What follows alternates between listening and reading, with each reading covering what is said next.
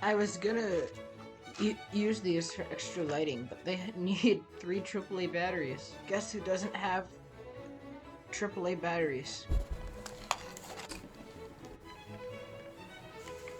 Hello. I'm in London right now, but I still want to do something, so here's something to talk about. Obviously, mice back in the day didn't really have the technology for sensors to, like, track where it's going. So today, we're going to be looking at 2 of my mice that have something interesting. They have balls at the bottom, and that's what tracks where they go. Basically, there's a little thing in there so that when you move the mouse, it tracks where your cursor goes on the screen. This worked well for a long time. I also have this one, by the way.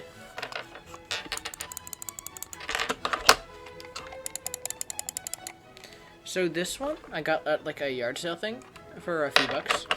This one, I got from somebody else, and I swapped my mouse with theirs because this looked pretty cool, and I thought I could do a video on this. So this mouse is probably very old. Both of these are probably very old. But they're just strange because they were very old. Obviously, you have no liftoff sense. They worked at the time, but obviously technology now can make something way better. But this worked back in the day. It's still not good. It's clunky. The mouse does not have a centered position. So when you glide it, obviously the bottom is way heavier because of the trackball that is on the bottom half of the mouse. It is the same on this mouse, by the way. This mouse is actually heavier than this one, interestingly. This, I'd have to say, is about 160 grams. Okay, no. Like 130 grams. This one's about 90 grams, if I had to guess. This one has an extendable cord, so you can pull it all the way out. And then you pull it. If you give it a little pull again, it'll do that. Honestly, I just wanted to make this to tell you about it. This is probably the oldest sensor that you can think of. And it used these little track balls. Not the kinds where you, like, move it around on the side. No, these are on the bottom, acting as the sensor. And to take it off, all you need to do is twist this.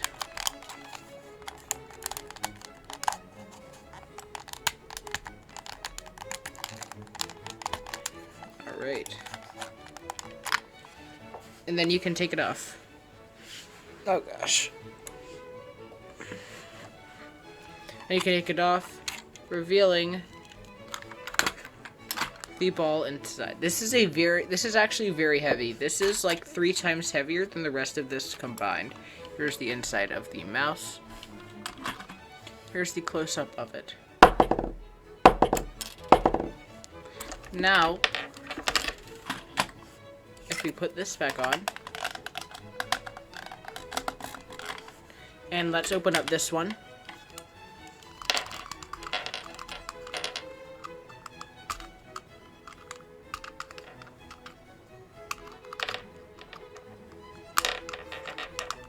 Come on.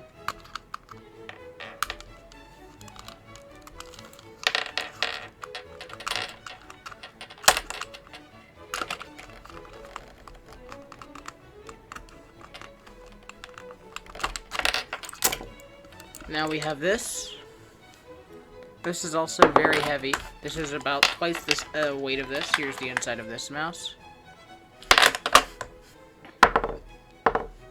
So